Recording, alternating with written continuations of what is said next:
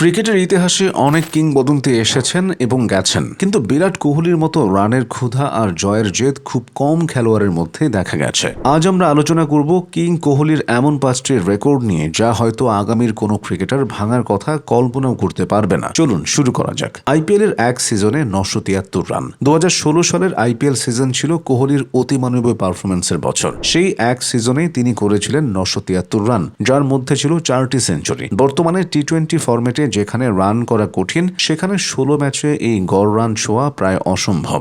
আপনার কি মনে হয়, কেউ কি পারবে 973 রানের এই পাহাড় টপকাতে? রান তারায় 27টি ওয়ানডে সেঞ্চুরি। বিরাট কোহলিকে কেন চেজ মাস্টার বলা হয় জানেন? ওয়ানডে ক্রিকেটে লক্ষ্য তাড়া করতে নেমে তিনি অবিশ্বাস্য 27টি সেঞ্চুরি করেছেন। চাপের মুখে যখন অন্য ব্যাটাররা খেই হারিয়ে ফেলেন, কোহলি তখন আরো ভয়ঙ্কর হয়ে ওঠেন। এই রেকর্ডটি তাকে ওয়ানডে ক্রিকেটের সর্বকালের সেরা রান সংগ্রাহকদের কাতারে নিয়ে গেছে। অধিনায়ক হিসেবে দ্রুততম 5000 ওয়ানডে রান। অধিনায়কত্বের চাপ অনেক সময় বড় বড় ব্যাটারের ফর্ম কেড়ে নেয়, কিন্তু কোহলি ছিলেন ব্যতিক্রম। অধিনায়ক হিসেবে মাত্র 82 ইনিংসে তিনি 5000 ওয়ানডে রান পূর্ণ করেন। অধিনায়কত্বের মুকুট মাথায় নিয়ে এমন ধারাবাহিকতা সত্যি অভাবনীয়।